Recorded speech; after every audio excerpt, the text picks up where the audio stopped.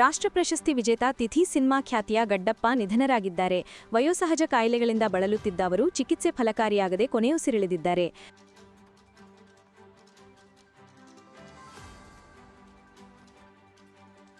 ಮಂಡ್ಯ ತಾಲೂಕಿನ ನೊದೆಕೊಪ್ಪಲು ಗ್ರಾಮದ ಚನ್ನೇಗೌಡ ತಿಥಿ ಚಿತ್ರದನಿ ಅಭಿನಯದ ನಂತರ ಗಡ್ಡಪ್ಪ ಎಂದೇ ರಾಜ್ಯಾದ್ಯಂತ ಹೆಸರುವಾಸಿಯಾಗಿದ್ದರು.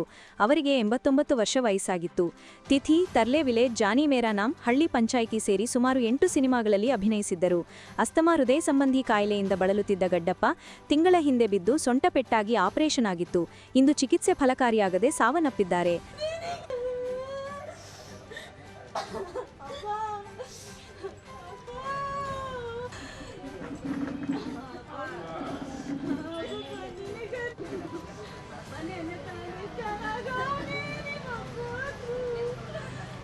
ಸಂಜೆ ಸ್ವಗ್ರಾಮ ನೊದೆಕೊಪ್ಪಲಿನಲ್ಲಿ ಅಂತ್ಯಕ್ರಿಯೆ ನಡೆಯಲಿದೆ ಎಂದು ಮೃತರ ಪುತ್ರಿ ಶೋಭಾ ಮಾಹಿತಿ ನೀಡಿದ್ದಾರೆ.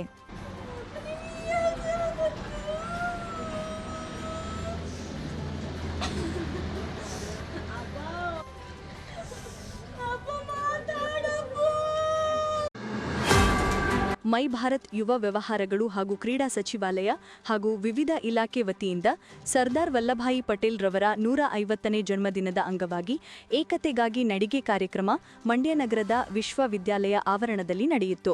ಕಾರ್ಯಕ್ರಮವನ್ನು ಜಿಲ್ಲಾ ಪಂಚಾಯತ್ ಮುಖ್ಯ ಕಾರ್ಯನಿರ್ವಾಹಕ ಅಧಿಕಾರಿ ಕೆಆರ್ ನಂದಿನಿ ಮಾತನಾಡಿ, ಸರ್ದಾರ್ ವಲ್ಲಭಾಯಿ ಪಟೇಲ್ ರವರು ಒಡೆದು ಹಂಚಿ ಹೋಗಿದ್ದ ಭಾರತ ದೇಶವನ್ನು ಒಟ್ಟು ಮಾಡಿ ಒಕ್ಕೂಟವನ್ನಾಗಿ ಮಾಡಿದ ಉಕ್ಕಿನ ಮನುಷ್ಯ. ಅವರ ಆದರ್ಶ ಎಲ್ಲರಿಗೂ ಸ್ಫೂರ್ತಿ. ಅವರ 150ನೇ ವರ್ಷಾಚರಣೆ ಅಂಗವಾಗಿ ಏಕತಾ ನಡಿಗೆ ದೇಶ ಕಟ್ಟುವ ನಡಿಗೆ ಆಗಬೇಕು ಎಂದರು. ಕಾರ್ಯಕ್ರಮದಲ್ಲಿ ಮೈ ಭಾರತ್ ಜಿಲ್ಲಾ ಯುವ ಅಧಿಕಾರಿ ಶ್ರುತಿ, ಜಿಲ್ಲಾ ಯುವ ಸಬಲೀಕರಣ ಮತ್ತು ಕ್ರೀಡಾ ಇಲಾಖೆ ಉಪನಿರ್ದೇಶಕ ಜಿ ಓಂ ಪ್ರಕಾಶ್, ಮಂಡ್ಯ ವಿಶ್ವವಿದ್ಯಾನಿಲಯ ಕುಲಸಚಿವ ಕೃಷ್ಣಕುಮಾರ್, ಯೋಗ ನರಸಿಂಹ, ಪ್ರಮೇಳಾ ಸೇರಿದಂತೆ ಇನ್ನಿತರರು ಉಪಸ್ಥಿತರಿದ್ದರು.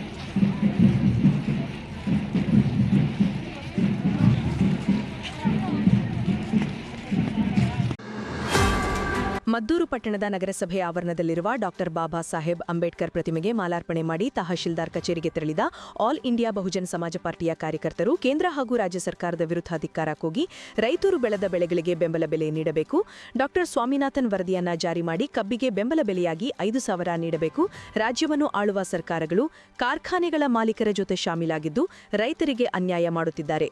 ಅಂಬೇಡ್ಕರ್ ಅವರ ಸಂವಿಧಾನದ ಕನಸಿನಂತೆ ರೈತ ಬೆಳೆದ ಬೆಳೆ ಸರಿಯಾದ ಬೆಲೆ ಸಿಗಬೇಕು, ಬೆಳೆಯಾಗಿ ಉಳಿಯದೆ ವ್ಯಾಪಾರೀಕರಣವಾಗಬೇಕು ಎಂದು ಆಗ್ರಹಿಸಿ ಬಹುಜನ ಸಮಾಜವಾದಿಯ ಪಾರ್ಟಿಯ ರಾಜ್ಯೋಪಾಧ್ಯಕ್ಷ ವೆಂಕಟಗಿರಿ ನೇತೃತ್ವದಲ್ಲಿ ಪ್ರತಿಭಟನೆ ನಡೆಸಿ ಗ್ರೇಡ್ 2 ತಹಶೀಲ್ದಾರ್ ಸೋಮಶೇಖರ್ ಅವರಿಗೆ ಮನವಿಯನ್ನ ಸಲ್ಲಿಸಲಾಯಿತು.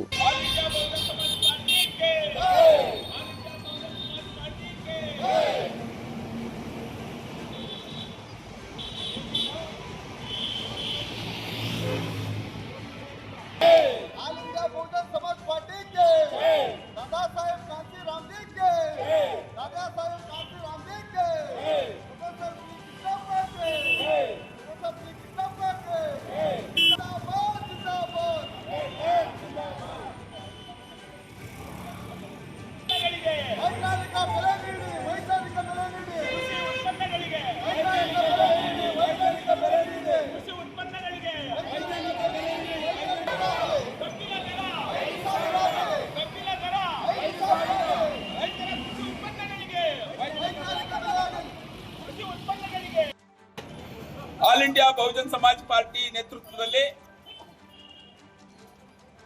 ಇವತ್ತು ಮದ್ದೂರಿನಲ್ಲಿ ನಮ್ಮ ಕೇಂದ್ರ ಮತ್ತು ರಾಜ್ಯ ಸರ್ಕಾರಗಳ ರೈತ ವಿರೋಧಿ ನೀತಿಯನ್ನು ಖಂಡಿಸಿ ರೈತರು ಬೆಳೆದಂತ ಕೃಷಿ ಉತ್ಪನ್ನಗಳಿಗೆ ಡಾಕ್ಟರ್ ಸ್ವಾಮಿನಾಥನ್ ಆಯೋಗದ ವರದಿಯಂತೆ ವೈಜ್ಞಾನಿಕ ಬೆಲೆಯನ್ನ ನಿಗದಿ ಮಾಡುವಲ್ಲಿ ಕೇಂದ್ರ ಮತ್ತು ರಾಜ್ಯ ಸರ್ಕಾರಗಳು ವಿಫಲ ಆಗಿವೆ. ಇವು ರೈತ ವಿರೋಧಿಯಾಗಿ ನಡ್ಕೊಂಡಿದ್ದಾವೆ. ಮೊನ್ನೆ ಕೂಡ ನಮ್ಮ ರಾಜ್ಯದ ಮುಖ್ಯಮಂತ್ರಿಗಳಾದ ಸನ್ಮಾನ್ಯ ಸಿದ್ದರಾಮಯ್ಯನವರು ಬೃಹತ್ ಮಟ್ಟದ ರೈತರ ಹೋರಾಟದಲ್ಲಿ ದರ ನಿಗದಿ ಮಾಡುವ ವಿಚಾರ, ಕಬ್ಬು ಬೆಳೆಯ ದರ ನಿಗದಿ ಮಾಡುವ ವಿಚಾರದಲ್ಲಿ ಅತ್ಯಂತ ಅವೈಜ್ಞಾನಿಕವಾಗಿ ನಯವಾಗಿ ವಂಚಿಸಿರ್ತಕ್ಕಂಥ ಒಂದು ಪ್ರಸಂಗ ನಡೆದಿದೆ. ವಾಸ್ತವವಾಗಿ ಕಬ್ಬಿನ ದರ, ಕಬ್ಬಿನ ಬೆಳೆಯ ಇಳುವರಿ 9.5 ಇದ್ದಾಗ ಅದು 3200 ನಿಗದಿ ಮಾಡಿದ್ದಾರೆ. ಅದು 3300 ಮಾಡಬೇಕಾದ್ರೆ ಅದು 10.5 ಮಾಡಿ ಆ ಇಳುವರಿ ದರವನ್ನು 10.5ಗೆ ಎಚ್ಚರಿಸಿ ರೈತರಿಗೆ ನಾವು 100 ರೂಪಾಯಿ ಹೆಚ್ಚಳ ಕೊಡ್ತಾ ಇದೀವಿ ಅಂತ ಹೇಳಿ ಒಂದು ಇಡೀ ರಾಜ್ಯದ ರೈತರನ್ನ ನಯವಾಗಿ ವಂಚಿಸಿರ್ತಕ್ಕಂಥ ಒಂದು ವಂಚನೆಯ ಸರ್ಕಾರ ಅಂದ್ರೆ ಇದು ಸಿದ್ದರಾಮಯ್ಯನವರ ಸರ್ಕಾರ. ಇವತ್ತು ಕೇಂದ್ರ ಸರ್ಕಾರ ಕೂಡ ರೈತರ ಕಬ್ಬು ದರಕ್ಕೆ ವೈಜ್ಞಾನಿಕ ಬೆಲೆ ನಿಗದಿ ಮಾಡುವ ಬದಲು ಡಾಕ್ಟರ್ ಸ್ವಾಮಿನಾಥನ್ ಆಯೋಗದ ವರದಿ ತನ್ನ ಮುಂದೆ ಇದ್ದಾಗ್ಯೂ ಕೂಡ ಈ ಡಾಕ್ಟರ್ ಸ್ವಾಮಿನಾಥನ್ ಆಯೋಗದ ವರದಿಯ ಶಿಫಾರಸನ್ನ ಜಾರಿ ಮಾಡಿ ಅತ್ಯಂತ ಸಂಕಷ್ಟದಲ್ಲಿರ್ತಕ್ಕಂಥ ರೈತರಿಗೆ ಒಂದು ವೈಜ್ಞಾನಿಕ ಬೆಲೆಯನ್ನ ನಿಗದಿ ಮಾಡೋದ್ರಲ್ಲಿ ಒಂದು ಮೀನಾಮೇಷ ಎಣಿಸ್ತಾ ಇರ್ತಕ್ಕಂಥ ಕೇಂದ್ರ ಮತ್ತು ರಾಜ್ಯ ಸರ್ಕಾರಗಳನ್ನ ಆಲ್ ಇಂಡಿಯಾ ಬಹುಜನ್ ಸಮಾಜ ಪಾರ್ಟಿ ಅತ್ಯಂತ ತೀವ್ರವಾಗಿ ಖಂಡನೆ ಮಾಡ್ತಿದೆ. ಈ ವೇಳೆ ಮಂಡ್ಯ ಜಿಲ್ಲಾ ಬಹುಜನ ಸಮಾಜವಾದಿ ಪಾರ್ಟಿಯ ಉಪಾಧ್ಯಕ್ಷ ಆನಂದ್, ಜಿಲ್ಲಾಧ್ಯಕ್ಷ ಅನಿಲ್ ಕುಮಾರ್, ಸುಷ್ಮಿತಾ, ಶರಾವತಿ, ಮುತ್ತುರಾಜು ಸೇರಿದಂತೆ ಹಲವು ಸಂಘಟನೆಯ ಮುಖಂಡರು ಹಾಜರಿದ್ದರು. ಹೆಣ್ಣು ಮಕ್ಕಳ ಮತ್ತು ಮಹಿಳೆಯರ ರಕ್ಷಣೆ ಹಾಗೂ ಲೈಂಗಿಕ ಕಿರುಕುಳ ಅತ್ಯಾಚಾರ ಖಂಡಿಸಿ ಆರೋಪಿಗಳಿಗೆ ಜಾಮೀನು ನೀಡದೆ ಕಠಿಣ ಶಿಕ್ಷೆ ನೀಡಬೇಕು ಎಂದು ಮಹಿಳೋದಯ ಒಕ್ಕೂಟ ಎಂದು ವಿಶ್ವೇಶ್ವರಯ್ಯ ಪ್ರತಿಮೆಯಿಂದ ಜಿಲ್ಲಾಧಿಕಾರಿಗಳ ಕಚೇರಿವರೆಗೆ ಮೆರವಣಿಗೆ ನಡೆಸಿ ಜಿಲ್ಲಾಧಿಕಾರಿಗಳಿಗೆ ಮನವಿ ಸಲ್ಲಿಸಿದರು.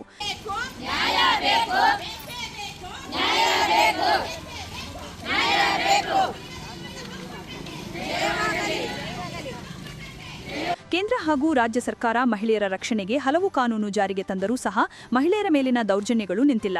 ಕಾನೂನು ಜಾರಿ ಮಾಡೋದಷ್ಟೇ ಅಲ್ಲ, ಕಟ್ಟುನಿಟ್ಟಾಗಿ ಅನುಷ್ಠಾನಗೊಳಿಸಬೇಕು. 2025ರ ಜುಲೈವರೆಗೆ 340 ಅತ್ಯಾಚಾರ ಪ್ರಕರಣ ಹಾಗೂ 3089 ಪೋಕ್ಸೋ ಕೇಸ್ ದಾಖಲಾಗಿದೆ.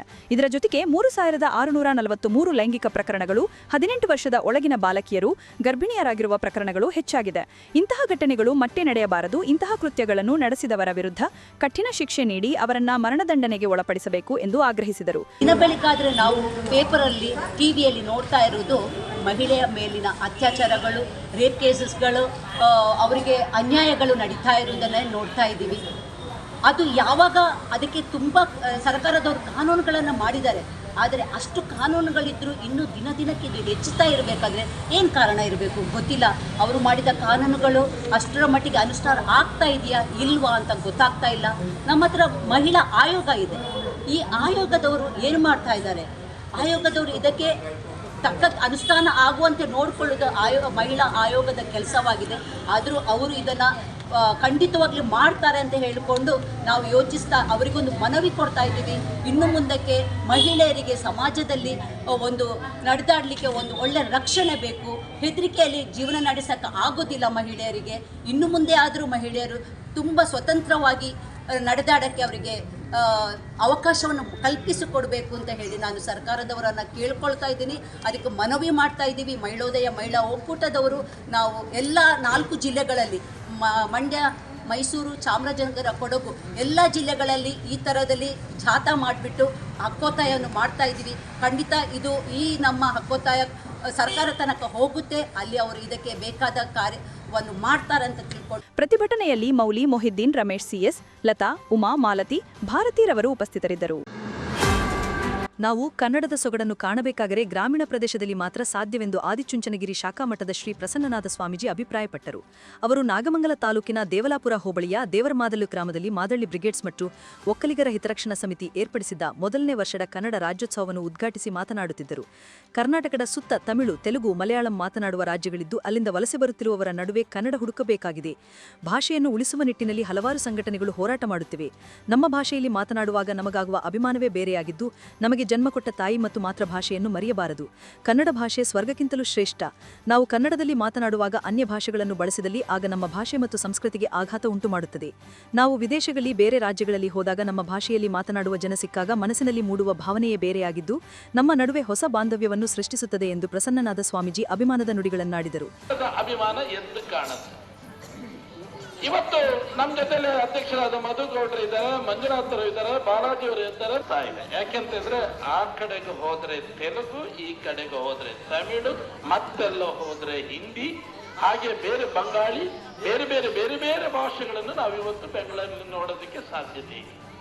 ಹಾಗಾಗಿ ಬೆಂಗಳೂರು ಇವತ್ತು ನಮ್ಮ ರಾಜಧಾನಿ ಆಗಿದ್ರೂ ಸಹ ಕನ್ನಡದ ಕೊರತೆ ಬಹಳಷ್ಟು. ನಮ್ಮ ಕನ್ನಡ ರಕ್ಷಣಾ ವೇದಿಕೆಗಳು ಇವತ್ತು ಬಹಳಷ್ಟು ಹೋರಾಟ ಮಾಡಿ ನಮ್ಮ ಕನ್ನಡವನ್ನು ಉಳಿಸಿ ಮಾಡ್ತಾನೆ ಇದೆ. ಕನ್ನಡದ ಸಿರಿಗನ್ನಡಂ ಗೆಲ್ಗೆ ಸವಿಗನ್ನಡಂ ಗೆಲ್ಗೆ ಎಂಬ ಮಾತಿದೆ. ಖಂಡಿತವಾಗಿಯೂ ನಾವಿವತ್ತು ನಮ್ಮ ಭಾಷೆಗೆ ಅಭಿಮಾನ ಪೂರ್ವಕವಾಗಿ ನಾವು ನಮ್ಮ ಭಾಷೆಯಲ್ಲಿ ಯಾವಾಗಲೂ ಮಾತನಾಡ್ತಲೇ ಇದ್ದೇವೆ. ಇದು ನನ್ನ ಮಾತೃಭಾಷೆ, ಇಬ್ಬರನ್ನು ಮರೆಯುವಂತಿಲ್ಲ. ಜನನಿ ಜನ್ಮಭೂಮಿಷ್ಠ ಸ್ವರ್ಗಾದಪಿ ಗರಿಯಸಿ ಎಂಬ ಮಾತಿದೆ. ಜನ್ಮ ಕೊಟ್ಟ ತಾಯಿ ಮತ್ತು ಜನ್ಮ ಕೊಟ್ಟ ನೆಲ ಎರಡನ್ನು ಯಾವತ್ತೂ ಮರೆಯುವಾಗಿಲ್ಲ. ಜನನಿ ಎರಡು ಸ್ವರ್ಗಕ್ಕಿಂತಲೂ ಶ್ರೇಷ್ಠವಾದದ್ದು ಅಂತ ಹೇಳುವಂತ ಮಾತಿದೆ. ಹಾಗಾಗಿ ಸ್ವರ್ಗಕ್ಕಿಂತ ಶ್ರೇಷ್ಠವಾಗಿರುವಂತಹ ಈ ಕನ್ನಡ ಭಾಷೆಯನ್ನು ನಾವು ಯಾವತ್ತೂ ಮರೆಯುವಂತಿಲ್ಲ. ಮತ್ತು ಅದರ ಜೊತೆಯಲ್ಲಿ ಅನ್ಯ ಭಾಷೆಗಳನ್ನು ಸೇರಿಸಿ ಮಾತನಾಡಿ ಕನ್ನಡದ ಎಲ್ಲೋ ಒಂದು ಹಿರಿಮೆ ಗರಿಮೆಗೆ ಆಘಾತವನ್ನು ಕೊಡುವಂತ ಕೆಲಸ ನಾವು ಯಾವತ್ತೂ ಮಾಡಲೇಬಾರದು. ಕನ್ನಡ ಶಾಸ್ತ್ರೀಯ ಸ್ಥಾನಮಾನ ಇವತ್ತು ಕನ್ನಡಕ್ಕೆ ಸಿಕ್ಕಿದೆ. ಕೆಲವೇ ಭಾಷೆಗಳು ಸಂಸ್ಕೃತ, ಬಂಗಾಳಿ ಮತ್ತು ಕನ್ನಡ. ಈಗಾಗಲೇ ಮಾತನಾಡಿದವರು ಹೇಳಿದ್ರು, ಬಾಲಾಜಿಯವರು ಹೇಳಿದ್ರು, ಕನ್ನಡದ ಕಸ್ತೂರಿಯನ್ನು ನಾವು ಯಾವತ್ತೂ ಮರೆಯುವಾಗಿಲ್ಲ. ಕರುನಾಡ ಭೂಮಿ ಇದು, ಕರುನಾಡ ಭೂಮಿ ಇದು. ಕರುನಾಡು ಅಂತ ಕರೀತಾರೆ, ತಮಿಳುನಾಡು ಕೊಂಗನಾಡು ಅಂತ ಕರೀತಾರೆ. ಹಾಗಾಗಿ ನಾವು ಮೊದಲು ಇದು ಕರುನಾಡಾಗಿತ್ತು, ಈಗ ಕನ್ನಡದ ಕರ್ನಾಟಕ ಆಗಿದೆ. ಹಾಗಾಗಿ ಕನ್ನಡ ಭಾಷೆ ಎಷ್ಟು ಚೆನ್ನಾಗಿದೆ. ನನಗೂ ಒಂದು 8-9 ಭಾಷೆಗಳನ್ನು ನಾನು ಬೇರೆ ಬೇರೆ ಭಾಷೆಗಳನ್ನು ಮಾತನಾಡ್ತೇನೆ. ಮಾದಳ್ಳಿ ಬ್ರಿಗೇಡ್ಸ್ನ ಬಾಲಾಜಿ ಮಾತನಾಡಿ, ಬ್ರಿಗೇಡ್ಸ್ನ ಸದಸ್ಯರು ಸಮಾಜ ಸೇವೆಯ ಮೂಲಕ ಹೊಸ ಮೈಲಿಗಲ್ಲೊಂದನ್ನು ಸ್ಥಾಪಿಸಿದ್ದು, ನಾಡು ನುಡಿ ಸಂಸ್ಕೃತಿಯನ್ನು ಉಳಿಸಬೇಕೆಂಬ ಆಸೆಯೊಂದಿಗೆ ಈ ಕ್ಷೇತ್ರಕ್ಕೆ ಕಾಲಿಟ್ಟಿದ್ದು, ಎಡರುತೊಡರುಗಳನ್ನು ಮೆಟ್ಟಿ ನಿಂತಿದ್ದು, ಅದರಲ್ಲಿ ಜಯಗಳಿಸುತ್ತೇವೆಂಬ ಭರವಸೆ ಇದೆ ಎಂದು ಹೇಳಿದರು. ಟ್ರಸ್ಟ್ ವತಿಯಿಂದ ಮಾಡಿದಾಗಿದ್ದು ಉದಾಹರಣೆ ಇರಬಹುದು, ಮತ್ತೆ ಸೋಲಾರ್ ಬೀದಿ ದೀಪಗಳನ್ನು ಅಳವಡಿಸಿದಾಗಿರ್ಬೋದು, ಹಾಗೂ ಒಂದು ಸಮುದಾಯ ಭವನ ಗ್ರಾಮದಲ್ಲಿ ಇಷ್ಟೋ ವರ್ಷಗಳಾದರೂ ಒಂದು ಸಮುದಾಯ ಭವನ ಇಲ್ಲದೆ ನಮ್ಮ ಒಂದು ಮಾದಳ್ಳಿ ಬ್ರಿಗೇಡ್ ಟ್ರಸ್ಟ್ ಯುವ ಸಂಘ ಒಂದು ಮಾಡಲೇಬೇಕು ಅಂತ ಪಣ ತೊಟ್ಟಿ ಮಾಡಿದಂಥ ಕಾರ್ಯಗಳಾಗಿರ್ಬೋದು. ಹೀಗೆ 100 ಕಾರ್ಯಗಳನ್ನು ಮಾಡ್ತಾ ನಾವೊಂದು ಯಾರನ್ನೂ ಮೆಚ್ಚಿಸದೆ ನಾವು ಮಾಡೋ ಕಾರ್ಯಗಳಿಂದ ಬಡ ಒಂದು ಕುಟುಂಬಕ್ಕಾಗ್ಲಿ ಜನ ಪರಿವಾರಕ್ಕಾಗ್ಲಿ ನಾವೊಂದು ಎಕ್ಸಾಂಪಲ್ ಸೆಟ್ ಮಾಡ್ಬೇಕನ್ನೋ ಒಂದು ಮೂಲ ಉದ್ದೇಶ ಇಟ್ಕೊಂಡು ನಾವೇನು ಒಂದು ಸಂಘ ಸಂಸ್ಥೆ ಮಾಡ್ಕೊಂಡು ಇವಾಗ ಹೋಗ್ತಾ ಇದೀವಿ. ಅದಕ್ಕೆ ಈ ಗ್ರಾಮ ವೇದಿಕೆಯಲ್ಲಿ ಹಿತರಕ್ಷಣಾ ಸಮಿತಿಯ ಮಧುಗೌಡ ಅಧ್ಯಕ್ಷ, ಮಂಜುನಾಥ್, ಜಗದೀಶ್, ನವೀನ್ ಮುಂತಾದವರಿದ್ದರು. ವೀರವನಿತೆ ಒನಕೆ ಓಬವ್ವನ ಸಮಯ ಪ್ರಜ್ಞೆ, ಧೈರ್ಯ ಮತ್ತು ಸಾಹಸಗಳು ನಮ್ಮ ನಾಡಿನ ಹೆಣ್ಣು ಮಕ್ಕಳಿಗೆ ಸ್ಫೂರ್ತಿಯಾಗಬೇಕು ಎಂದು ಬಿಜೆಪಿ ನಗರ ಮಹಿಳಾ ಮೋರ್ಚಾ ಅಧ್ಯಕ್ಷರಾದ ರೇಣುಕಾ ರಾಜ್ ತಿಳಿಸಿದರು.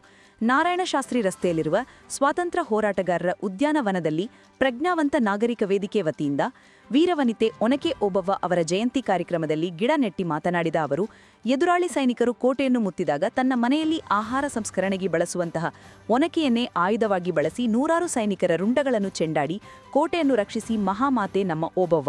ಇಂತಹವರ ಚರಿತ್ರೆಗಳು ನಾಡಿನಾಚೆಗೂ ಪಸರಿಸುವಂತಹ ಕೆಲಸವನ್ನು ನಾವೆಲ್ಲರೂ ಮಾಡಬೇಕಿದೆ ಎಂದರು.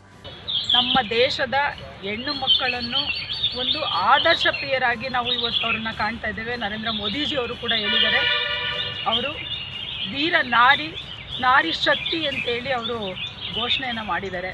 ನಿಜಕ್ಕೂ ಒಂದು ಖುಷಿ ಅನಿಸುತ್ತೆ. ಎಲ್ಲ ಹೆಣ್ಣು ಮಕ್ಕಳಿಗೂ ಒಂದು ಸ್ಫೂರ್ತಿದಾಯಕ ಮಹಿಳೆ. 1769ರಲ್ಲಿ ನಾವು ಅವರನ್ನು ದುರದೃಷ್ಟವಶಾತ್ ಅವ್ರನ್ನ ಕಳ್ಕೋತೇವೆ. ಆವತ್ತಿನಿಂದ ಇಂದಿನವರೆಗೂ ಅವರ ಹೆಸರು ಅಜರಾಮರವಾಗಿದೆ.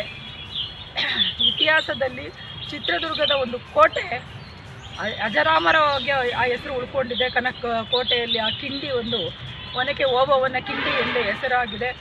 ನಾನು ನಮ್ಮ ಎಲ್ಲ ತಾಯಂದಿರಿಗೂ ಹೇಳೋದೇನೆಂದರೆ, ಒಮ್ಮೆ ನಿಮ್ಮ ಮಕ್ಕಳನ್ನು ಅಲ್ಲಿಗೆ ಕರ್ಕೊಂಡೋಗಿ ಆ ಜಾಗವನ್ನು ತೋರಿಸಿ ಆ ತಾಯಿಯ ಒಂದು ಸಾಧನೆಯನ್ನು ನಮ್ಮ ಮಕ್ಕಳಿಗೆ ಹೇಳಬೇಕು ಅಂತೇಳಿ ನಾನು ನಮ್ಮೆಲ್ಲ ತಾಯಂದಿರಿಗೂ ಮನವಿ ಮಾಡ್ತೇನೆ.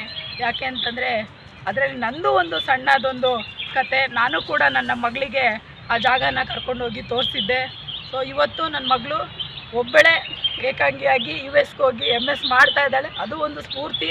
ಇದು ಕೂಡ ನನಗೆ ನಿಜವಾಗ್ಲೂ ಒಂದು ಖುಷಿ ಅನಿಸುತ್ತೆ. ಇಂಥ ತಾಯಿಯ ಜಯಂತಿಯನ್ನು ಮಾಡಲಿಕ್ಕೆ ನಾವೆಲ್ಲರೂ ಒಂದು ಅವರ ಆದರ್ಶವನ್ನು ಪಾಲಿಸೋಣ. ಮತ್ತು ಅವರ ಒಂದು ಆ ಧೈರ್ಯ ಸ್ಥೈರ್ಯ ಎಲ್ಲವನ್ನು ಕೂಡ ನಮ್ಮ ಮಕ್ಕಳಿಗೂ ಒಂದು ಅದು ಬರಲಿ ಅಂತೇಳಿ. ಮೈಸೂರು ಮಹಾನಗರ ಪಾಲಿಕೆ ಮಾಜಿ ಸದಸ್ಯರಾದ ಪ್ರಮೀಳಾ ಭರತ್ ಮಾತನಾಡಿ, ವೀರವಿನಿತೆ ಒನಕೆ ಓಬವ್ವ ನಮಗೆಲ್ಲರಿಗೂ ಆದರ್ಶಪ್ರಾಯರಾಗಿದ್ದಾರೆ. ಮಹಿಳೆಯರು ಅವರ ಆದರ್ಶಗಳನ್ನು ಪಾಲಿಸುವ ಮೂಲಕ ನಾಡಿನ ಐಕ್ಯತೆಗೆ ಪಣ ತೊಡಬೇಕು. ಓರ್ವ ಕೋಟೆ ಕಾವಲುಗಾರನ ಹೆಂಡತಿಯಾಗಿ ಕೋಟೆಗೆ ಆಪತ್ತು ಎದುರಾದಾಗ ಸಮಯಪ್ರಜ್ಞೆಯಿಂದ ವೈರಿಗಳ ರುಂಡ ಚೆಂಡಾಡಿದ ವೀರವನಿತೆ ಓಬವ್ವ ಎಲ್ಲರಿಗೂ ಮಾದರಿಯಾಗಬೇಕು ಎಂದರು. ಹನುಮಂತಪ್ಪ ಅಂತ ಅವರ ಗಂಡನ ಹೆಸರು. ಅವರು ಕಾವಲುಗಾರ ಆಗಿರ್ತಾರೆ.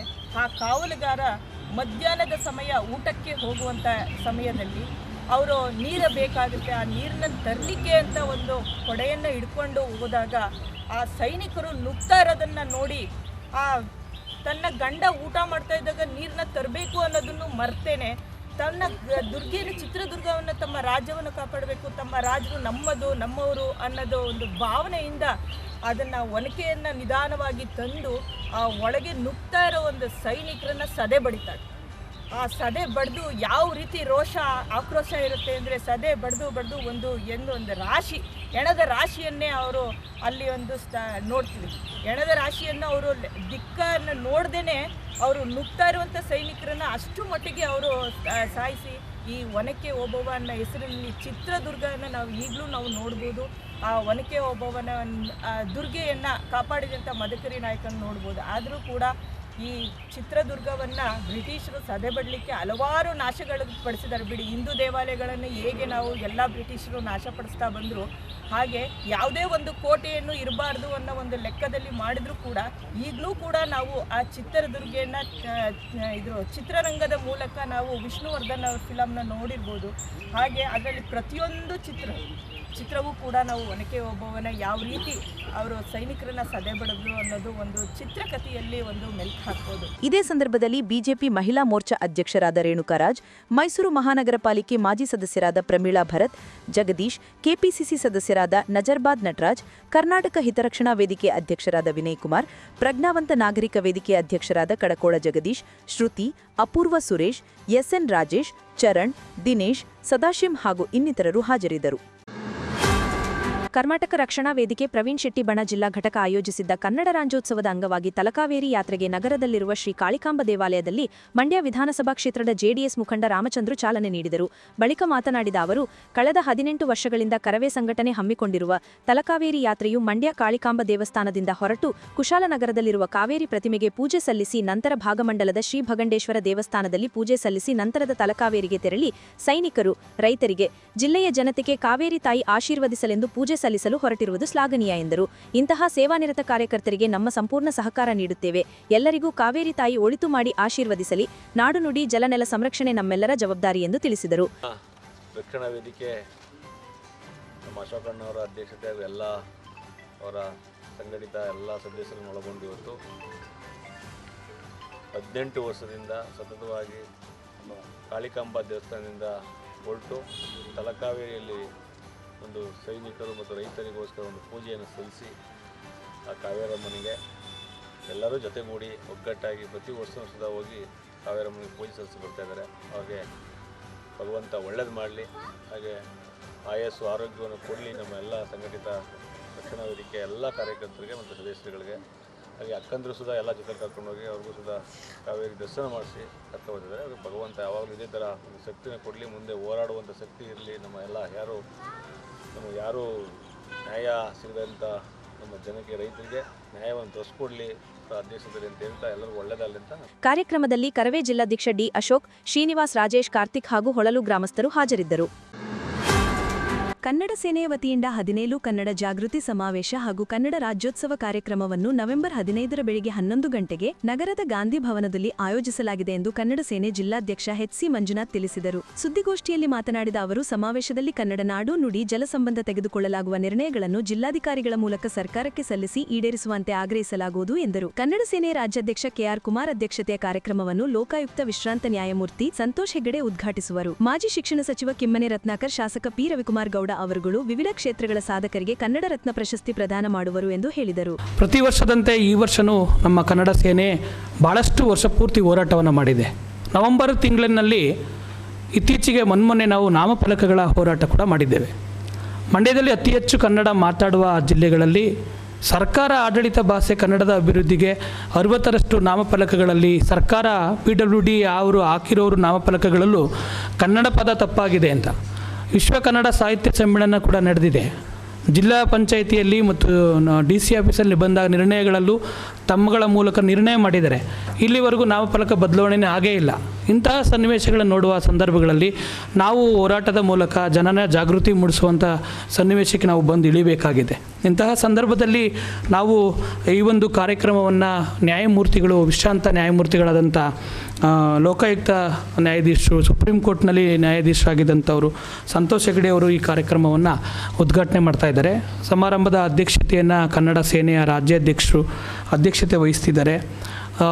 ಮಾಜಿ ಶಿಕ್ಷಣ ಸಚಿವರಾಗಿರುವಂಥ ಕಿಮ್ಮನೆ ರತ್ನಾಕರ್ ಅವರು ಈ ಒಂದು ಸಮಾರಂಭದ ಪ್ರಶಸ್ತಿ ಪ್ರದಾನ ಮಾಡಲಿದ್ದಾರೆ. ಮಂಡ್ಯ ವಿಧಾನಸಭಾ ಕ್ಷೇತ್ರದ ಶಾಸಕರಾದ ರವಿಕುಮಾರ್ ಗಣಿಗ ಅವರು ಮತ್ತು ಮೆರವಣಿಗೆಗೆ ವಿವಿಧ ಕಲಾ ತಂಡಗಳೊಂದಿಗೆ ಮೆರವಣಿಗೆ ಇರುತ್ತೆ. ಆ ಮೆರವಣಿಗೆಗೆ ನಮ್ಮ ಸಚ್ಚಿದಾನಂದ ಅವರು ಇಂಡವಾಳು, ಜೊತೆಗೆ ಖ್ಯಾತ ಚಲನಚಿತ್ರ ನಟ ಟೆನ್ನಿಸ್ ಕೃಷ್ಣ ಅವರು ಈ ಒಂದು ಸಮಾರಂಭದಲ್ಲಿ ಚಾಲನೆ ನೀಡಲಿದ್ದಾರೆ ಭಾಳ ವಿಶೇಷವಾಗಿ. ಮತ್ತು ನಾವು ಕನ್ನಡ ರತ್ನ ಅಂತ ಪ್ರಶಸ್ತಿ ವಿವಿಧ ಕ್ಷೇತ್ರಗಳಲ್ಲಿ ಆಯ್ಕೆ ಮಾಡಿ 10 ಜನಕ್ಕೆ ಕನ್ನಡ ರತ್ನ ಪ್ರಶಸ್ತಿ ಪ್ರದಾನ ಮಾಡ್ತಾ ಇದ್ದೇವೆ. ಮುಖ್ಯ ಅತಿಥಿಗಳಾಗಿ ಮಂಡ್ಯದ ಹಲವಾರು ಸಮಾಜದ ಮುಖಂಡರುಗಳು, ಮಂಡ್ಯ ನಗರಸಭಾ ಅಧ್ಯಕ್ಷರು, ಮಾಜಿ ಅಧ್ಯಕ್ಷರುಗಳು, ಕನ್ನಡ ಸೇನೆಯ ರಾಜ್ಯ ಪದಾಧಿಕಾರಿಗಳು ಭಾಗವಹಿಸ್ತಿದ್ದಾರೆ. ಇಂಥ ಒಂದು ಸುಂದರವಾದ ಏನು ಕಾರ್ಯಕ್ರಮ ಇದೆ, ಈ ಕಾರ್ಯಕ್ರಮಕ್ಕೆ ಮಂಡ್ಯ ಜಿಲ್ಲೆಯ ಜನ ಬಂದು ಭಾಗವಹಿಸಬೇಕಾಗಿದೆ, ಯುವ ಮಿತ್ರರು ಭಾಗವಹಿಸಬೇಕಾಗಿದೆ. ಕನ್ನಡದ ಬೃಹತ್ ಕನ್ನಡದ ಮೆರವಣಿಗೆಗೆ ಪಾಲ್ಗೊಳ್ಳೋದ್ರ ಮೂಲಕ ಕನ್ನಡ ರಾಜ್ಯೋತ್ಸವವನ್ನು ವಿಜೃಂಭಣೆಯಿಂದ ಆಚರಿಸುವ ಈ ಕಾರ್ಯಕ್ರಮ ಯಶಸ್ವಿಗೆ ಮಂಡ್ಯ ಜಿಲ್ಲೆಯ ಯುವ ಮನಸ್ಸುಗಳು ಮತ್ತು ಜನ ಆತ್ಮೀಯರು, ಕನ್ನಡ ಬಂಧುಗಳು ಬಂದು ಭಾಗವಹಿಸಬೇಕು ಅಂತೇಳಿ ಮಾಧ್ಯಮದ ಮೂಲಕ ನಾನು ವಿನಂತಿಪೂರ್ವಕವಾಗಿ ನಾನು ಕೇಳ್ಕೊತಿದ್ದೀನಿ. ಗೋಷ್ಠಿಯಲ್ಲಿ ಮಹಿಳಾ ಜಿಲ್ಲಾಧ್ಯಕ್ಷೆ ಸೌಭಾಗ್ಯ ಶಿವಲಿಂಗು, ರಾಜ್ಯ ಸಂಚಾಲಕ ಜಿ ಮಹಂತಪ್ಪ, ಜಿಲ್ಲಾ ಯುವಾಧ್ಯಕ್ಷ ಭರತ್, ನಗರಾಧ್ಯಕ್ಷ ಉಬೇದುಲ್ಲಾ, ಜಿಲ್ಲಾ ಪ್ರಧಾನ ಕಾರ್ಯದರ್ಶಿ ಮಂಜುನಾಥ್, ತೇಜಸ್ ಇದ್ದರು. ಅಂಕೇಗೌಡ ಜ್ಞಾನ ಪ್ರತಿಷ್ಠಾನ ಪುಸ್ತಕ ಮನೆ ಗ್ರಂಥಾಲಯದ ಉಳಿವಿಗೆ ಸರ್ಕಾರ ಮತ್ತು ಸಂಘ ಸಂಸ್ಥೆಗಳು ಸಹಾಯಹಸ್ತ ನೀಡಲು ಮುಂದಾಗಬೇಕು ಎಂದು ಗ್ರಂಥಾಲಯದ ವ್ಯವಸ್ಥಾಪಕ ಟ್ರಸ್ಟಿ ಎಂ ಅಂಕೇಗೌಡ ಮನವಿ ಮಾಡಿದರು. ಸುದ್ದಿಗೋಷ್ಠಿಯಲ್ಲಿ ಮಾತನಾಡಿದ ಅವರು, ಕಳೆದ 25-30 ವರ್ಷಗಳಿಂದ ಪುಸ್ತಕ ಮನೆಯನ್ನು ನಿರ್ವಹಿಸುತ್ತಾ ನಡೆಸುತ್ತಿದ್ದೇನೆ. ಗ್ರಂಥಾಲಯಕ್ಕೆ ರಾಜ್ಯೋತ್ಸವ ಪ್ರಶಸ್ತಿ, Limca book of record, world record, Alva's Nudisiri ಪ್ರಶಸ್ತಿ, ಅಸಾಮಾನ್ಯ ಕನ್ನಡಿಗ ಪ್ರಶಸ್ತಿಗಳು ಲಭಿಸಿವೆ ಎಂದರು. ಗ್ರಂಥಾಲಯಕ್ಕೆ ಹಲವು ಗಣ್ಯಮಾನ್ಯರು ಭೇಟಿ ನೀಡಿ ಪ್ರಶಂಸೆ ವ್ಯಕ್ತಪಡಿಸಿದ್ದಾರೆ. ಆಂಧ್ರಪ್ರದೇಶದ ಕಡಪಾ ಜಿಲ್ಲೆಯಲ್ಲಿ ಸುಪ್ರೀಂ ಕೋರ್ಟ್ ನ್ಯಾಯಾಧೀಶರಾದ ನಾಗರತ್ನಮ್ಮ ಅಧ್ಯಕ್ಷತೆಯಲ್ಲಿ ಆಗಿನ ಉಪರಾಷ್ಟ್ರಪತಿ ವೆಂಕಯ್ಯ ನಾಯ್ಡು ಗೌರವಿಸಿದ್ದಾರೆ ಎಂದು ಹೇಳಿದರು. ಗ್ರಂಥಾಲಯದಲ್ಲಿ 20 ಲಕ್ಷಕ್ಕೂ ಅಧಿಕ ಪುಸ್ತಕಗಳಿದ್ದು ನಿರ್ವಹಣೆ ಸಾಧ್ಯವಾಗದೆ 8 ಲಕ್ಷ ಪುಸ್ತಕಗಳು ನೆಲದ ಮೇಲೆ ಬಿದ್ದು ನೀರು ಗೆದ್ದಲು ಸಮಸ್ಯೆಯಿಂದಾಗಿ ಹಾಳಾಗುತ್ತಿವೆ. ಆದ್ದರಿಂದ ಗ್ರಂಥಾಲಯದ ಕಟ್ಟಡ ಹಾಗೂ ಪುಸ್ತಕಗಳ ಸಮಗ್ರ ವರ್ಗೀಕರಣದ ಅವಶ್ಯಕತೆಯಾಗಿ ಸಹಾಯಹಸ್ತ ಚಾಚುವಂತೆ ಮನವಿ ಮಾಡಿದರು. ಸುಮಾರು 50 ವರ್ಷಗಳಿಂದ ನಾನು ಜಗತ್ತಿನ ಏನೇನು ಜ್ಞಾನ ಇದೆ ಅದನ್ನೆಲ್ಲ ಒಂದು ಕಡೆ ತರಬೇಕು.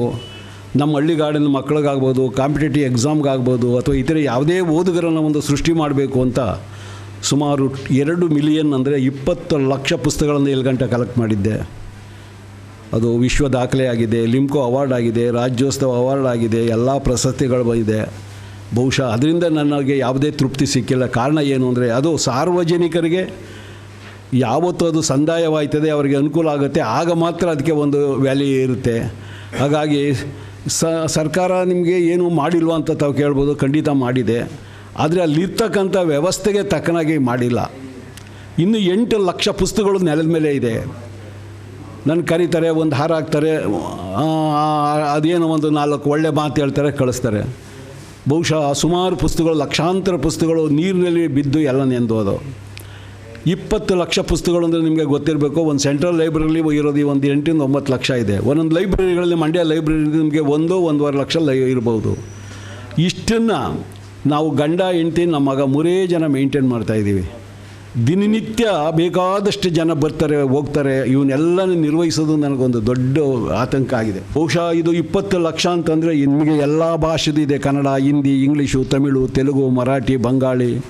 ಆಮೇಲೆ ಅಲ್ಲಿ ವಿಶೇಷ ಹಂಗಾದ್ರೆ ಏನಪ್ಪ ಇದೆ ಅಂದರೆ ನಿಮಗೆ ಮಹಾತ್ಮ ಗಾಂಧೀಜಿ ಬಗ್ಗೆ 2.5 ಲಕ್ಷ ಇದೆ, ಭಗವದ್ಗೀತೆ ಬಗ್ಗೆ 2 ಲಕ್ಷ ಇದೆ. ನಿಮಗೆ ಬಾಲರಾಮನ ಪ್ರತಿಷ್ಠಾಪನೆ ಅಯೋಧ್ಯೆಯಲ್ಲಿ ಮಾಡಿದಂಥ ಕಾಲದಲ್ಲಿ ಇಲ್ಲಿ ಏನು ರಾಮಾಯಣ ಇದೆ ಅಂತ ಎಲ್ಲ ಸರ್ಚ್ ಮಾಡಿ ಒಂದು ಕಡೆ ತಂದು ಅದನ್ನು ಪ್ರದರ್ಶನಕ್ಕೆ ಇಟ್ಟಿದ್ದೆ. ಎಷ್ಟಿರ್ಬೋದು ರಾಮಾಯಣ ಅಂದರೆ ಒಂದು 20 ಹೇಳ್ತಾರೆ, 25 ಹೇಳ್ತಾರೆ, 3000 ರಾಮಾಯಣಗಳನ್ನು ಇಟ್ಟಿದ್ದೆ. ಬಹುಶಃ ಇದೊಂದು ತಿಳ್ಕೊಳ್ಳಿ, ಇದೊಂದು ದಾಖಲೆ ಅಂತ ಹೇಳಬೇಕು. 3000 ರಾಮಾಯಣ ಎಲ್ಲ ಕಡೆ ಸರ್ಚ್ ಮಾಡಿ ತಂದು ಅದನ್ನು ಓದುಗರಿಗೆ ಇಡಬೇಕಲ್ಲ, ಅದು ಅಷ್ಟು ಇದೆಯಲ್ಲ. ಇಲ್ಲಿ ಇನ್ನೊಂದು ವಿಶೇಷ ಅಂದರೆ ಇವತ್ತಿನವರೆಗೆ, ನಾಳೆ ಏನೋ ಗೊತ್ತಿಲ್ಲ, ಅಲ್ಲಿ ಎಂಟ್ರೆನ್ಸ್ ಫೀಸ್ ಇಲ್ಲ, ಮೆಂಬರ್ಶಿಪ್ ಫೀಸ್ ಇಲ್ಲ. ಕಾರಣ ಏನಂದರೆ ಎಷ್ಟೇ ತೊಂದರೆ ಬರಲಿ ನಮ್ಮ ಮಕ್ಕಳುಗಳು 4 ಅಕ್ಷರ ಕಲಿ ಅನ್ನೋ ದೃಷ್ಟಿಯಿಂದ ಇದೆಲ್ಲ ಮಾಡಿದ್ದೀನಿ. ಈಗ ಅದು ನನಗೆ ಏನು ಉಳಿಸ್ಕೋಬೇಕು, ಈಗ ನಿಮ್ಮ ಆಶ್ರಯ ಯಾತಕ್ಕೆ ಬೇಕು ಅಂತಂದರೆ ಇದನ್ನು ಪ್ರಚಾರ ಮಾಡ್ದೇನೆ ಏನೂ ಆಗಲ್ಲ. ನಾನು ಅಲ್ಲಿ ಇದು ಕುಂತಿದ್ರೆ ಅದೇನೂ ಆಗಲ್ಲ. ಆದ್ದರಿಂದ ತಾವುಗಳೆಲ್ಲ ಇದೊಂದು ಒಂದು ವಿಶೇಷ ಲೇಖನ ಮಾಡಿ, ಇದು ನಾನು ಹಣ ಮಾಡೋ ಕೆಲಸಗಳೇ ಆದರೆ ನೋಡಿ, ಅಲ್ಲಿರ್ತಕ್ಕಂಥ ಬರೀ ಕಾಯಿನ್ಸನ್ನು 2 ಕೋಟಿ ಕೇಳಿದ್ರು. ಆ ಕಾಯಿನ್ಸನ್ನು 2 ಕೋಟಿ ಕೇಳಿದ್ರು. ನನಗೆ ದುಡ್ಡಿನ ಒಂದು ಇದಿಲ್ಲ, ಅದನ್ನು ಉಳಿಸ್ಬೇಕು, ಮುಂದೆ ತಲೆಮಾರ್ಗ ಅದನ್ನು ಸಾಗಿಸ್ಬೇಕು ಅನ್ನೋದು ಇದೆ. ದಯಮಾಡಿ ಎಲ್ಲ ಪತ್ರಿಕೆಗಳಲ್ಲೂ ಇದನ್ನು ಪ್ರಸಾರ ಮಾಡಿ, ಇದಕ್ಕೇನಾದರೂ ಒಂದು ಕಾಯಕಲ್ಪ ಆಗುವಂಗೆ ನೀವು ಏನಾದರೂ ಮಾಡ್ತೀರಿ ಅನ್ನೋ ಒಂದು ಭರವಸೆ ಮೇಲೆ ನಾನು ಬಂದಿದ್ದೀನಿ. ನಮ್ಮ ಏನು ಸರ್, ಬಿಲ್ಡಿಂಗ್ ಆಗಬೇಕು. ಇನ್ನು 8 ಲಕ್ಷ ಪುಸ್ತಕ ನೆಲದ ಮೇಲೆ ಇದೆ.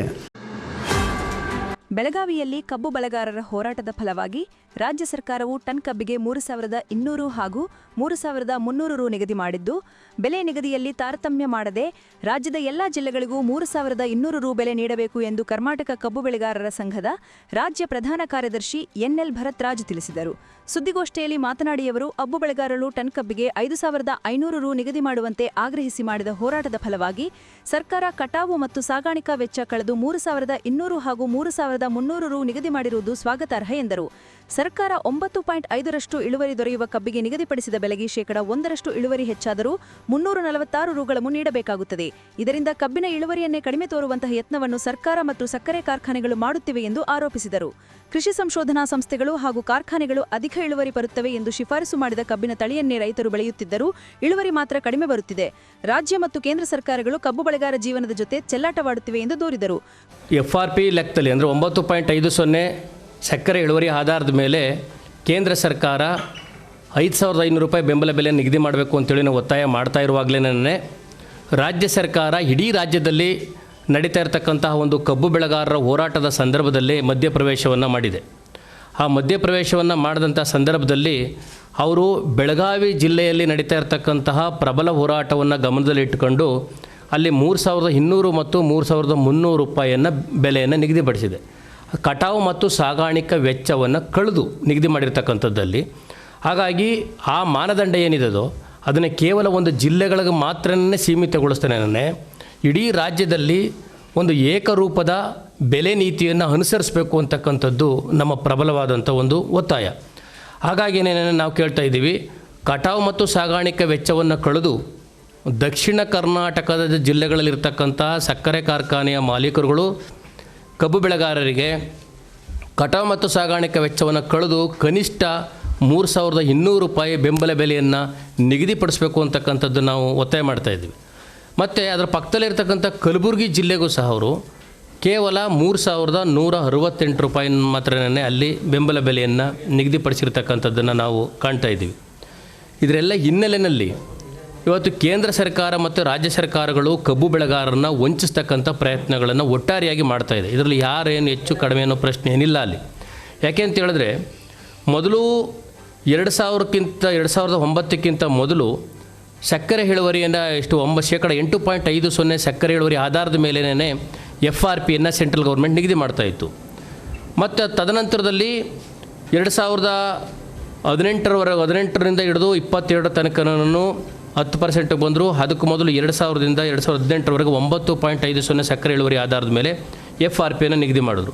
ಅಂದರೆ 1% ಸಕ್ಕರೆ ಇಳುವರಿಗೆ ಇವತ್ತಿನ ಲೆಕ್ಕಾಚಾರ ಪ್ರಕಾರವಾಗಿ 346 ರೂಪಾಯಿನ ಅಡಿಷನಲ್ ಕೊಡಬೇಕಾಗುತ್ತೆ. ಗೋಷ್ಠಿಯಲ್ಲಿ ರಾಜ್ಯ ಉಪಾಧ್ಯಕ್ಷ ಕುಳ್ಳೇಗೌಡ, ಮುಖಂಡರಾದ ಸತೀಶ್, ರಘುನಾಥ್, ಶ್ರೀನಿವಾಸ್, ಅಬ್ದುಲ್ ಸುಕೂರ್, ಮರಿಲಿಂಗೇಗೌಡ, ಜಯಸ್ವಾಮಿ, ನಾಗೇಂದ್ರ ಇದ್ದರು. ಅಸುರಕ್ಷಿತ ಕಾರ್ಮಿಕರ ಐಕ್ಯ ಆಂದೋಲನದ ಅಡಿಯಲ್ಲಿ ನವೆಂಬರ್ 26ರಂದು ದುಡಿಯುವ ಜನರ ಹಕ್ಕುಗಳಿಗಾಗಿ ಪ್ರಚಾರ ಆಂದೋಲನ ಬೆಂಗಳೂರು ಚಲೋ ಅಹೋರಾತ್ರಿ ಸತ್ಯಾಗ್ರಹವನ್ನು ನಡೆಸಲಾಗುವುದು ಎಂದು ಕರ್ನಾಟಕ ಶ್ರಮಿಕ ಶಕ್ತಿಯ ರಾಜ್ಯಾಧ್ಯಕ್ಷ ವರದರಾಜೇಂದ್ರ ತಿಳಿಸಿದರು. ಸುದ್ದಿಗೋಷ್ಠಿಯಲ್ಲಿ ಮಾತನಾಡಿದ ಅವರು, ಅಸಂಘಟಿತ ಗುತ್ತಿಗೆ ಸ್ಕೀಮ್ ಹಾಗೂ ಕೃಷಿ ಕಾರ್ಮಿಕರನ್ನೊಳಗೊಂಡಂತೆ ಸೇವಾ ಭದ್ರತೆ ಇಲ್ಲದ ಕಾರ್ಮಿಕರ ಉಳಿತಿಗಾಗಿ ಹೋರಾಟ ನಡೆಸಲು ತೀರ್ಮಾನಿಸಿ ಸರ್ಕಾರದ ಗಮನ ಸೆಳೆಯಲಾಗುವುದು ಎಂದರು. ಹೋರಾಟದ ಮೂಲಕ ಕಾರ್ಮಿಕರ ಸೌಲಭ್ಯ ಕೇಂದ್ರ ತೆರೆಯಲು, ಪಡಿತರ ಬಲಪಡಿಸಿ ಕಾರ್ಮಿಕರಿಗೆ ಕೆಲಸದ ಭದ್ರತೆ ನೀಡುವುದು, ಕನಿಷ್ಠ ವೇತನ, ಸಾಮಾಜಿಕ ಭದ್ರತಾ ಮಂಡಳಿ ಸ್ಥಾಪನೆ, ನರೇಗಾ ಕೆಲಸವನ್ನು 200 ದಿನಗಳಿಗೆ ವಿಸ್ತರಿಸುವುದು, ಜೀತಗಾರಿಕೆ, ಬಿಟ್ಟಿ ಚಾಕರಿಯಂತಹ ಅಮಾನವೀಯ ಪದ್ಧತಿ ಕೊನೆಗೊಳಿಸಲು, ಜೀತ ವಿಮುಕ್ತರ ಸಮಗ್ರ ಪುನರ್ವಸತಿ ತ್ವರಿತ ಜಾರಿಗೆ, ವಲಸೆ ಕಾರ್ಮಿಕರ ರಕ್ಷಣೆ ಮತ್ತು ಅಂಗನವಾಡಿ ಬಿಸಿ ಊಟ ಹಾಗೂ ಆಶಾ ಕಾರ್ಯಕರ್ತರನ್ನು ಕಾರ್ಮಿಕರೆಂದು ಪರಿಗಣಿಸುವಂತೆ ಸರ್ಕಾರವನ್ನು ಒತ್ತಾಯಿಸಲಾಗುವುದು ಎಂದು ವಿವರಿಸಿದರು.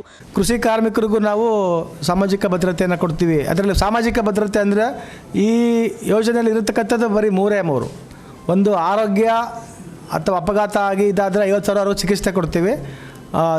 ಏನೋ ಅಪಘಾತ ಆಗಿ ಯಾವುದಾದ್ರೂ ಶಾಶ್ವತ ಅಂಗವಿಕಲತೆ ಆದರೆ 1,00,000 ಪರಿಹಾರ ಕೊಡ್ತೀವಿ. ಡೆತ್ ಆದರೆ 5 ಲಕ್ಷ ಕೊಡ್ತೀವಿ.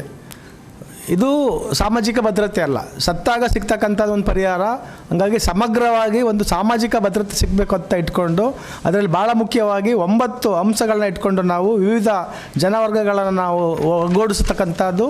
ಇವತ್ತು ಹಾಲಿ ಇರ್ತಕ್ಕಂಥ ಎಲ್ಲ ಸೆಂಟ್ರಲ್ ಟ್ರೇಡ್ ಯೂನಿಯನ್ಗಳೇನಾಗಿದ್ದಾವೆ, ಅದು ಏನೋ ಕೇಂದ್ರೀಕೃತವಾಗಿರ್ತಕ್ಕಂಥ ವಿಭಾಗಗಳಲ್ಲಿ ಏನು ಸಂಘಟಿತ ವಲಯದ ಕಾರ್ಖಾನೆಗಳು, ಕಂಪನಿಗಳಲ್ಲಿ ಇರ್ತಕ್ಕಂಥವ್ರು ಮಾತ್ರ ಸಂಘಟಿಸ್ತಾ ಇರ್ತಕ್ಕಂಥದ್ದು. ಸೊ ಈ ಒಂದು ಅಸಂಘಟಿತ ಸುರಕ್ಷಿತ ಕಾರ್ಮಿಕರ ಒಕ್ಕೂಟ ಆಂದೋಲನ ಏನು ಮಾಡ್ತಾ ಇದೆ, ಸೊ ಇದನ್ನು ಒಂದು ಚಳುವಳಿಯನ್ನಾಗಿ ಕಟ್ಟಲಿಕ್ಕೆ ಹೊರಟಿರ್ತಕ್ಕಂಥದ್ದು. ಮೊದಲನೇದಾಗಿ ಇಲ್ಲಿರ್ತಕ್ಕಂಥ ಎಲ್ಲರೂ ವೇದಿಕೆಯಲ್ಲಿರ್ತಕ್ಕಂಥ ಪರಿಚಯ ಮಾಡ್ತಾ ಇದ್ದೇನೆ. ಶಾರೀಕ್ ಸಂಸ್ಥೆ ಪೂರ್ಣಿಮಾ ಅವರು, ರಾಜ್ಯ ಕಾರ್ಯದರ್ಶಿ ಕರ್ನಾಟಕ ಜನಶಕ್ತಿ ಏನಿದೆ, ಆ ದಿನ ನಮ್ಮ ಹಕ್ಕುಗಳನ್ನ ಪಡ್ಕೊಳ್ತಕ್ಕಂಥ ದಿನ. ಆ ಹಿನ್ನೆಲೆಯಲ್ಲಿ ಈ ಒಂದು ಆಂದೋಲನ ನಾವು ಈ 26ನೇ ತಾರೀಕು ಶುರು ಮಾಡ್ತಾ ಇದ್ದೇವೆ. ಗೋಷ್ಠಿಯಲ್ಲಿ ಕರ್ನಾಟಕ ಜನಶಕ್ತಿಯ ಪೂರ್ಣಿಮಾ, ಸಿದ್ದರಾಜು, ಕೆ ದೇವರಾಜ, ಮಾದೇವ, ರಾಜು, ಶಿಲ್ಪಾ, ಬಿ ಕೃಷ್ಣಪ್ಪ ಇದ್ದರು.